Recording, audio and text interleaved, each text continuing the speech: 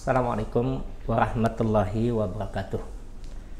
Alhamdulillah, wassalatu wassalamu ala rasulillah man la nabiyya ba'dah, Muhammad ibn Abdillah wa ala alihi wa ashabihi wa mawalah. Allahumma anfa'na bima 'allamtana wa 'allimna ma yanfa'una wa zidna ilma. Allahumma inna nas'aluka ilman nafi'an wa rizqan tayyiban wa amalan mutaqabbala. Jamaah yang dimuliakan Allah Subhanahu wa taala, alhamdulillah, puji syukur kita panjatkan kepada Allah Subhanahu wa taala. Salawat dan salam kepada Nabi Muhammad sallallahu alaihi wasallam, keluarganya, para sahabatnya, dan siapa saja yang mau mengambil contoh dan teladan pada dirinya hingga yaumul qiyamah. Pada kesempatan ini kita akan coba melihat beberapa ayat Al-Quran dan hadis Nabi Sallallahu Alaihi Wasallam yang menyebutkan kepada kita tentang imtiaz, yaitu keistimewaan dari ajaran Islam.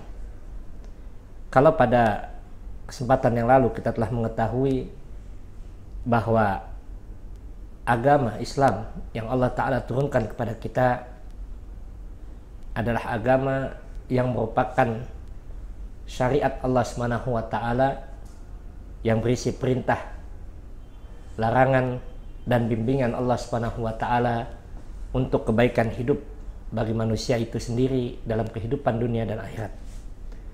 Maka bagi seorang muslim, dia memiliki sebuah keyakinan bahwa melaksanakan ajaran Islam, melaksanakan perintah Allah Subhanahu wa taala, meninggalkan larangan Allah Subhanahu wa taala, mengikuti bimbingan arahan yang Allah berikan kepada kita akan memberikan kebaikan di dalam kehidupan kita.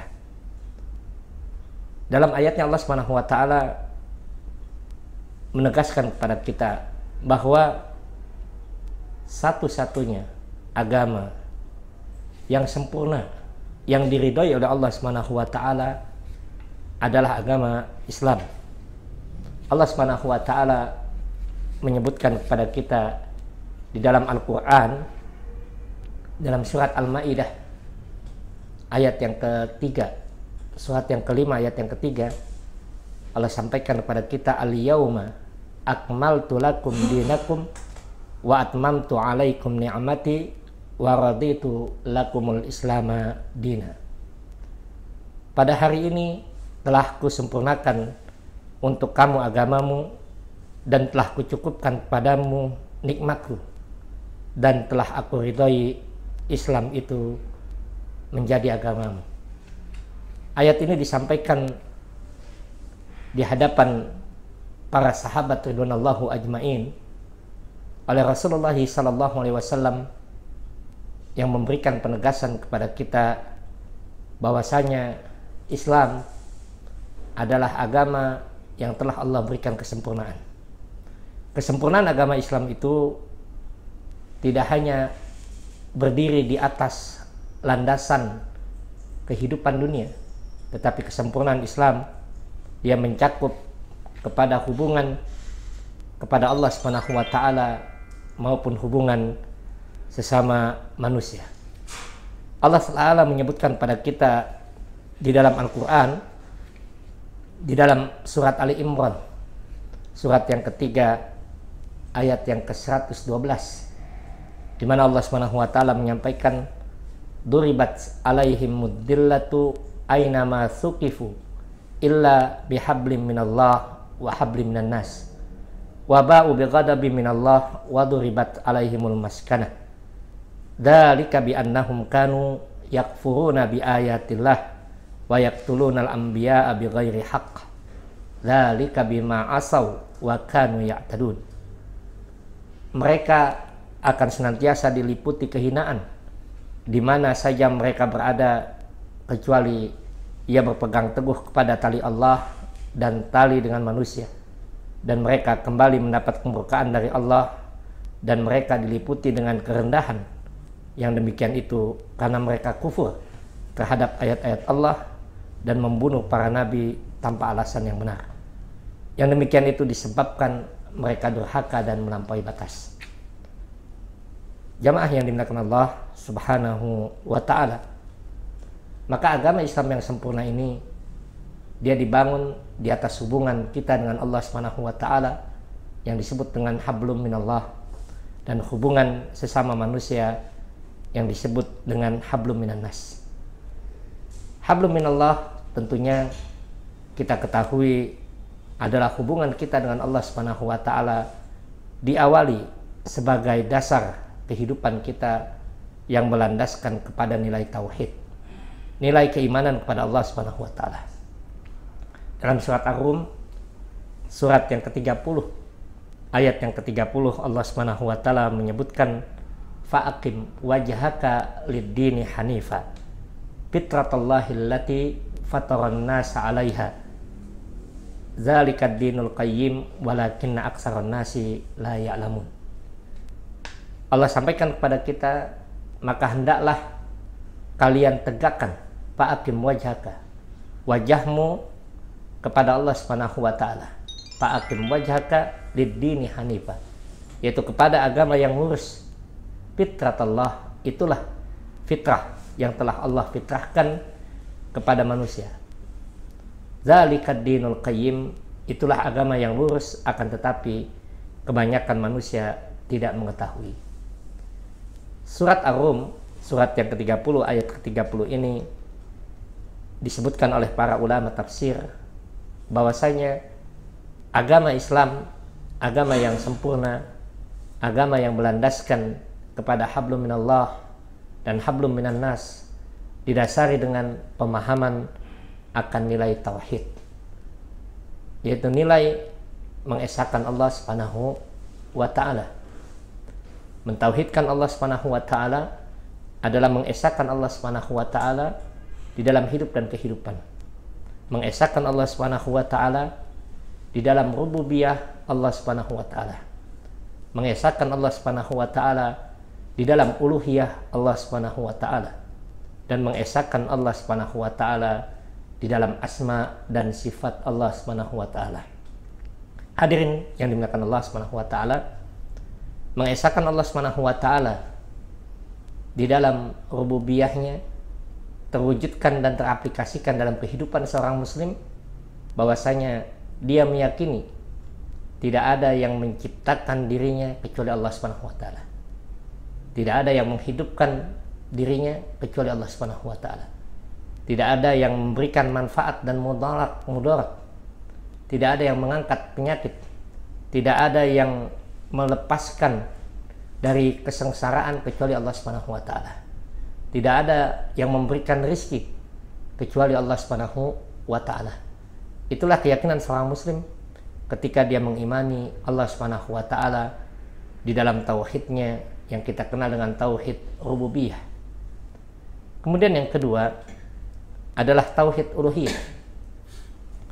Tauhid uluhiyah disampaikan oleh para ulama adalah mengesahkan Allah Subhanahu wa ta'ala di dalam beribadah. Hablum minallah, hubungan kita dengan Allah Subhanahu wa ta'ala dibangun di atas landasan tauhid, dan tauhid uluhiyah adalah seorang muslim yang dia menjadikan Allah Subhanahu wa ta'ala satu-satunya untuk diibadahi. Tidak ada siapapun, tidak ada apapun yang diibadahi dalam kehidupannya kecuali hanya Allah Subhanahu wa ta'ala. Dan ini adalah hak Allah Subhanahu wa ta'ala yang tidak boleh diberikan pada siapapun. Allah Subhanahu wa ta'ala memerintahkan kepada kita bahwa kehidupan manusia diberikan fungsinya oleh Allah Subhanahu wa ta'ala semata-mata untuk beribadah kepada Allah Subhanahu wa ta'ala. Dalam ayatnya, dalam surat Ad-Dhariyat ayat yang ke-56, Allah Subhanahu wa ta'ala menegaskan kepada kita fungsi kehidupan yang telah Allah berikan. Wa ma khalaqtul jinna wal insa illa liya'budun.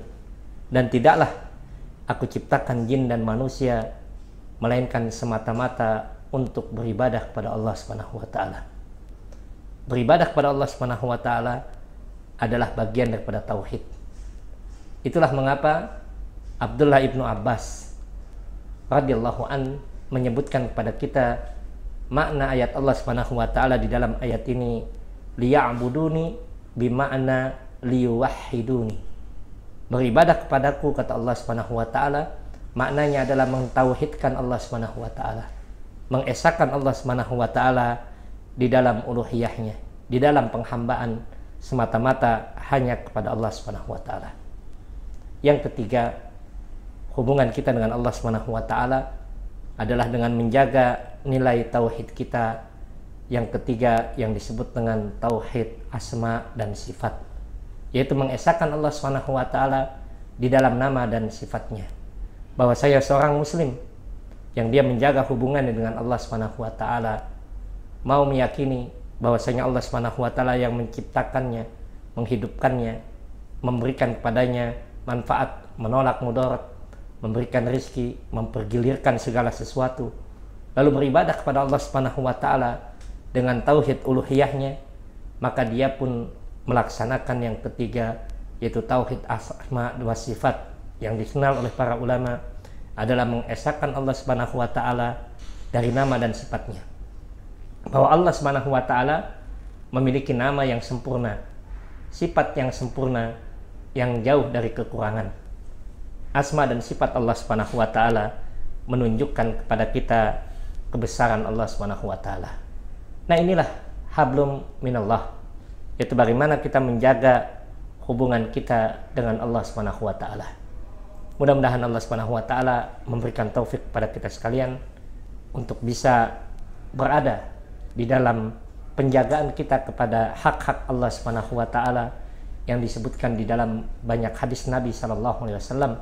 Di antaranya hadis Abu Dzar Al-Ghifari radhiyallahu an yang menyebutkan kepada kita, kuntu radipan Nabi sallallahu alaihi wasallam.